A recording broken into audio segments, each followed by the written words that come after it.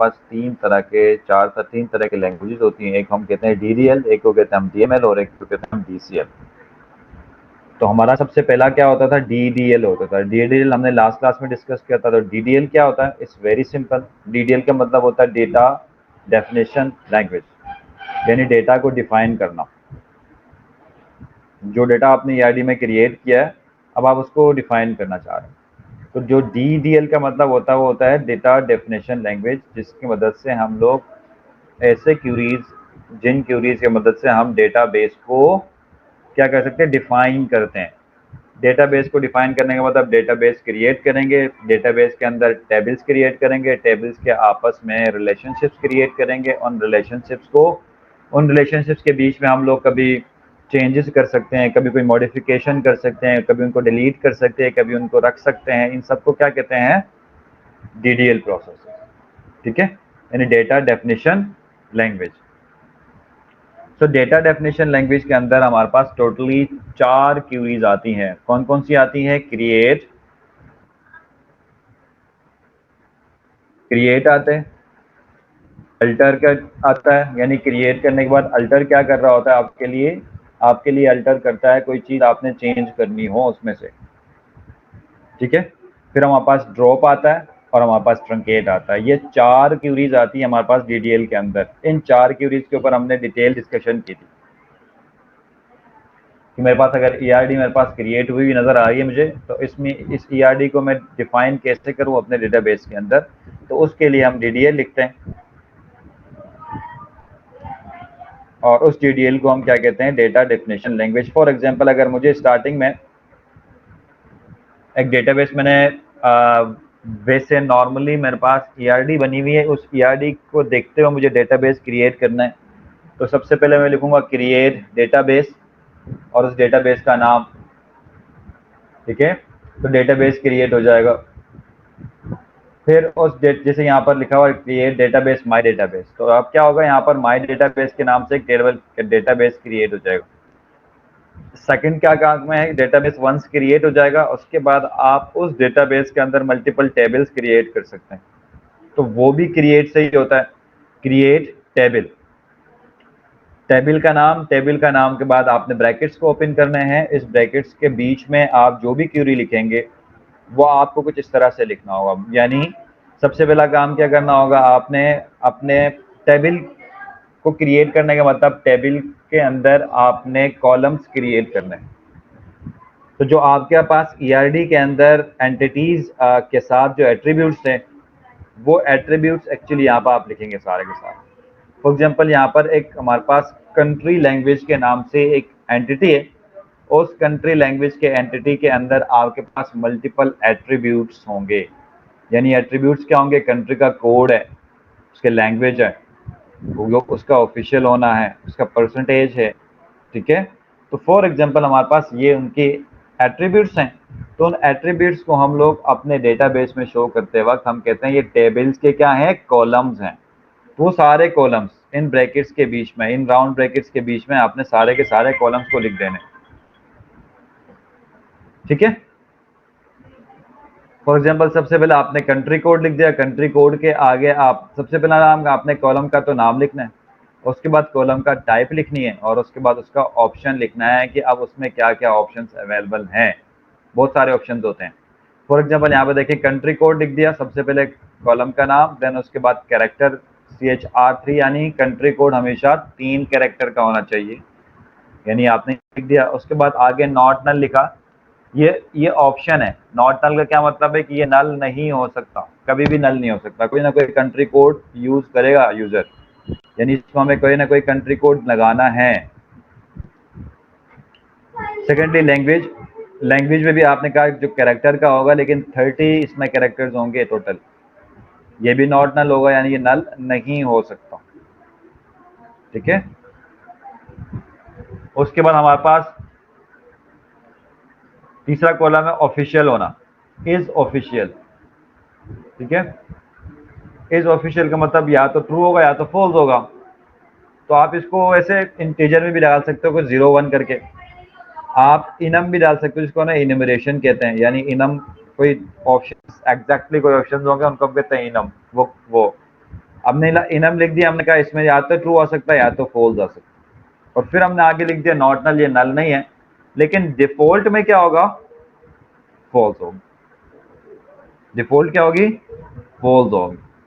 इस तरह परसेंटेज है, परसेंटेज हमने कहा ये फ्लोट में होगा, जो भी परसेंटेज होगा वो 3,1 है, यानी आपके पास पॉइंट के बाद एक ही डिजिट अवेलेबल है और 3 डिजिट का नंबर होगा, इससे ज्यादा का नंबर नहीं होगा, यानी 100% हो सकती है ना, उससे ज्यादा ऐसा तो नहीं हो सकता कि 1000%, तो 100% तक मैक्सिमम जा सकता है, यानी 3 तक जा सकता है, इसलिए इसमें 3 ही वैल्यूज आ सकती हैं और पॉइंट के बाद एक ही डिजिट आएगा, तो ये आपने फ्लोट के अंदर बता दिया। इसको भी आपने बताया नॉट नल है। अब उसके बाद आपने एंड में हमने बात की थी हर टेबल के अंदर उसकी कोई प्राइमरी की अवेलेबल होगी, हर के टेबल के अंदर एक प्राइमरी की होगी, और यही इसी प्राइमरी की मदद से हम लोग क्या कर रहे होते हैं, रिलेशनशिप बना रहे होते हैं डिफरेंट टेबल्स के बीच। तो यहाँ पर जो प्राइमरी की है वो ये प्राइमरी की नहीं बल्कि ये कंपोजिट की है, इसको कहते हैं, लिखेंगे प्राइमरी की ही, कंपोजिट की है। क्यों? क्योंकि कंट्री कोड और लैंग्वेज को मिला के ये की बना रहे हैं, ठीक है। तो इसका ये वो डिपेंड करता है आपके ऊपर, मैंने आप लोगों को बताया था की को सेलेक्ट कैसे करेंगे।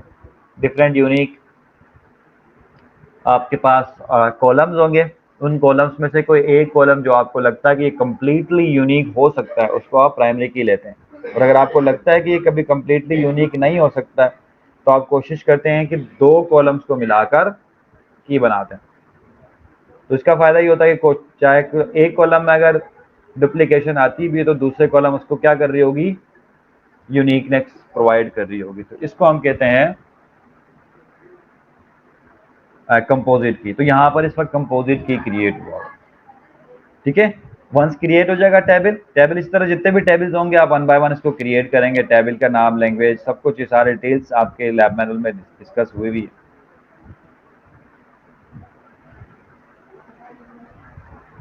अब वो शो क्रिएट टेबल करेंगे, ये आपको वो टेबल का एक कंप्लीटली एक फॉर्म बता रहा होता है कि देखो टेबल क्रिएट किया आपने, इसमें ये चीजें हैं, ठीक है। ये हो गया क्रिएट का।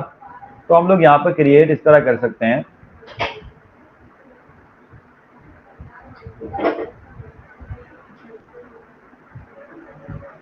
उसके बाद हमारे पास आता है ड्रॉप का। ड्रॉप का क्या मतलब होता है, डेटाबेस को आप डिलीट कर दें। जब डेटाबेस को डिलीट करेंगे उसके तो क्या होगा, उसके अंदर जितने टेबल्स है सब डिलीट हो जाएंगे। ऐसा नहीं हो सकता कि आपने डेटाबेस डिलीट कर दिया लेकिन उसके टेबल्स रखने हैं, नॉट पॉसिबल, ठीक है। यानी सुपर सेट है डेटाबेस। तो अगर आप ड्रॉप डेटाबेस माई डेटाबेस करेंगे तो वो डेटाबेस क्या हो जाएगा, कंप्लीटली ड्रॉप हो जाएगा, उसमें से कुछ भी नहीं रहेगा। अगर आपने डेटाबेस के अंदर से पूरे डेटाबेस को डिलीट नहीं करना बल्कि डेटाबेस के अंदर से कोई टेबल डिलीट करना है, तो क्या करेंगे, ड्रॉप टेबल और टेबल का नाम यहाँ पर लिख देंगे। यहाँ पर इफ एग्जिस्ट का कॉन्सेप्ट है। फॉर एग्जाम्पल एक दफा आपने डेटाबेस को ड्रॉप कर दिया तो दोबारा ये क्यूरी लिखेंगे, आपके पास एरर आएगा, ठीक है। तो इस एरर से बचने के लिए हम एक चेक लगाते हैं कि अगर ऑलरेडी डेटाबेस है तो ही ड्रॉप कर दें, वरना नहीं। तो ये आपको यहाँ पे वार्निंग देगा कि जो डेटाबेस अगर नहीं है उसके पास, तो आपके पास एक वार्निंग आएगा कि भाई डेटाबेस तो है ही नहीं,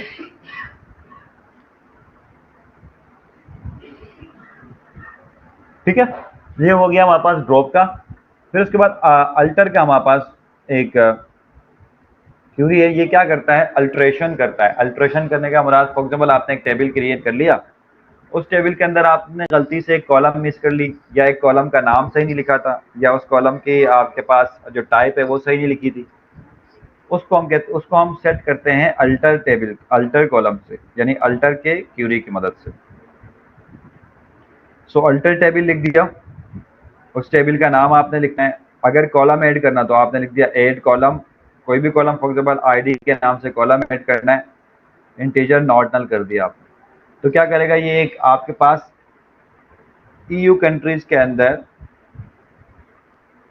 एक टेबल क्रिएट करेगा, और टेबल जो ईयू कंट्रीज का टेबल है उस टेबल के अंदर एक कॉलम क्रिएट करेगा आईडीज के नाम से, ठीक है। अगर आप देखें यहाँ पर तो हमारे पास आईडीज अवेलेबल पहले से थी नहीं, अब जैसे इसने अल्टर कर दिया इसके अंदर अब आईडी आ रही होगी कि इसकी आईडी ये है अभी, ठीक है। ये देखें आईडी सबकी 0 आ गई स्टार्टिंग में। तो यहाँ पर हमने स्टार्टिंग में 0 कर दिया हो, ठीक है। कुछ भी नहीं डालेंगे तो क्या होगा, ऑटोमेटिकली इंटीजर है तो 0 इनपुट होगा।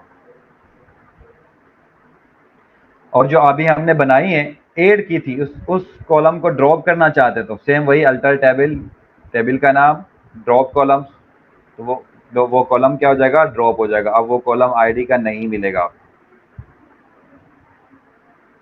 इसी तरह हमारे पास मॉडिफिकेशन का है कि अगर आपने अपने टेबल के अंदर कोई मॉडिफिकेशन करनी है, फॉर मॉडिफिकेशन का मतलब आपने इंटीजर को अनसाइंड रखना है, यानी इसमें कोई माइनस में नहीं आ सकता कोई वैल्यू, तो हम उसको इंटीजर अनसाइंड कहते हैं, ठीक है। या फिर आपने आपने स्पेलिंग सही नहीं लिखी थी पॉपुलेशन की, तो आप उसको सही करेंगे तो क्या होगा, आपने अल्टर टेबल, टेबल का नाम, फिर आप ऐड नहीं लिखेंगे बल्कि मॉडिफाई करेंगे। मॉडिफाई करना है किसको, कॉलम को। कौन से कॉलम को, न्यू पॉपुलेशन के कॉलम को मॉडिफाई करना है और उसमें इंटीजर अनसाइंड लगाना है, यानी पॉपुलेशन के अंदर कभी माइनस में नहीं हो सकता पॉपुलेशन, तो आप कहते हैं कि हमेशा प्लस में होगा, अनसाइंड होगा, तो आप इसलिए इंट लिखते हैं और अनसाइंड नॉट नल लिखते हैं, ठीक है। तो आपके पास न्यू पॉपुलेशन, पॉपुलेशन अब चेंज हो जाएगा, न्यू पॉपुलेशन हो। देखिए न्यू पॉपुलेशन का जो पहले टाइप था वो हमारे पास क्या था, डेसिमल में था। अब जब न्यू पॉपुलेशन बनाएंगे तो उसका अब जो टाइप क्या है वो इंटीजर के अंदर है, तो क्या हो गया, मॉडिफाई हो गया। तो मॉडिफिकेशन आप इस तरह कर सकते हैं।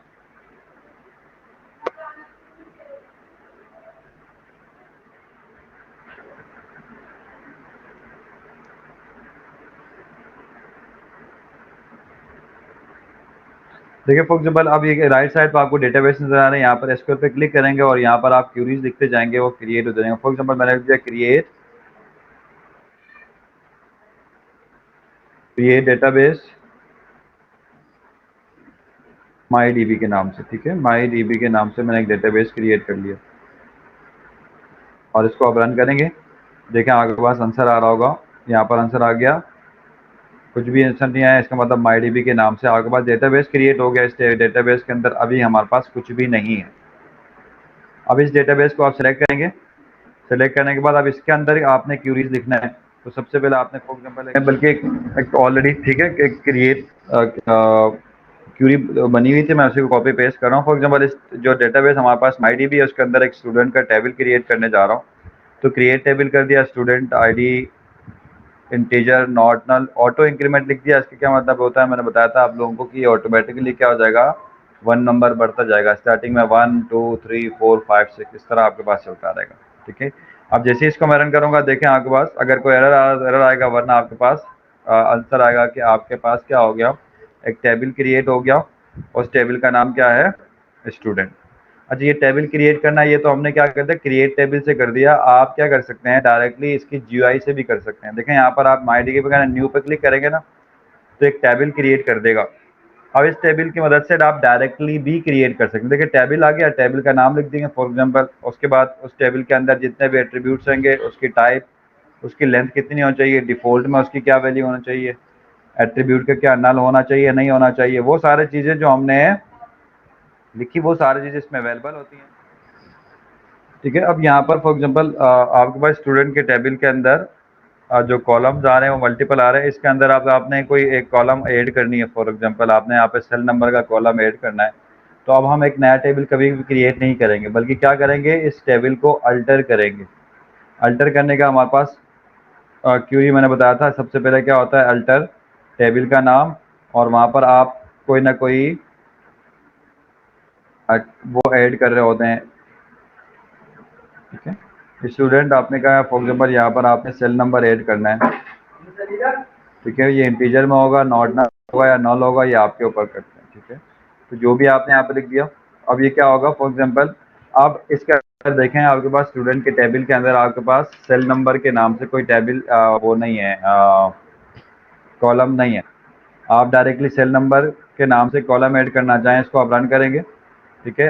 आ गया, देखें अब आपके पास यहाँ पे सेल नंबर ऐड हो गया और ये इंटीजर के अंदर है, ठीक है। इसी तरह आप इसको मॉडिफाई कर सकते हैं, किसी भी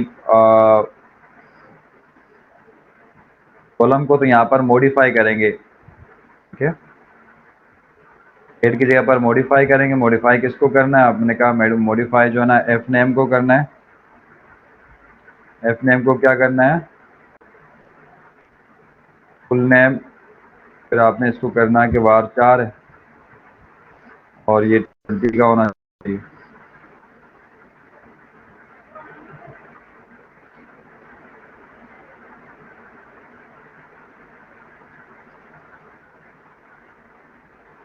नॉट ना लो भाई, ना लो सकता है फॉर एग्जाम्पल,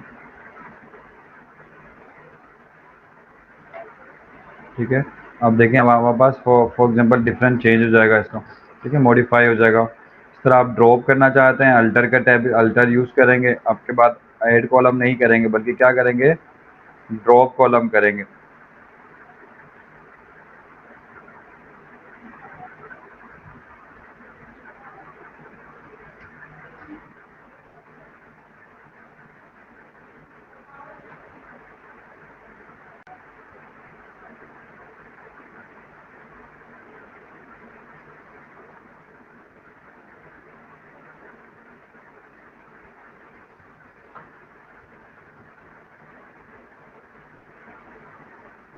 अब आपने जो DID का कॉलम ऐड किया था उसको ड्रॉप करना है, उसके आगे आप देंगे ड्रॉप,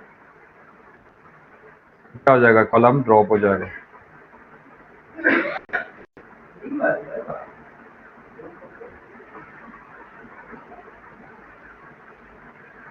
ठीक है, ये आपके पास ड्रॉप हो गया। आप कॉलम जो हमने ऐड कर लिया था DID का वो ड्रॉप हो गया, तो इस तरह ड्रॉप कॉलम आप कर सकते हैं। ठीक है, आप टेबल को ड्रॉप कर सकते हैं डायरेक्टली सबके सबको, तो डायरेक्टली लिख देंगे ड्रॉप टेबल और जो भी टेबल का नाम आप लिख देंगे, फॉर एग्जाम्पल स्टूडेंट। स्टूडेंट का टेबल क्या हो जाएगा, आप देखना, मैं इसको रन करूंगा तो स्टूडेंट का टेबल मुझसे पूछता है। ऐसे जब भी ड्रॉप का ऑप्शन आता है तो एक अलर्ट आता है कि भाई वाकई में कुछ ड्रॉप करने जा रहे हैं आप। मैंने कहा यस ड्रॉप करते हैं, मैंने कहा ड्रॉ कर दिया। तो आप देखें आपके पास स्टूडेंट का टेबल यहाँ से ड्रॉप हो गया। दोबारा क्रिएट करेंगे तो दोबारा आपको या क्रिएट की यूज़ करनी पड़ेगी या फिर आप उसको डायरेक्टली क्रिएट कर सकते हैं।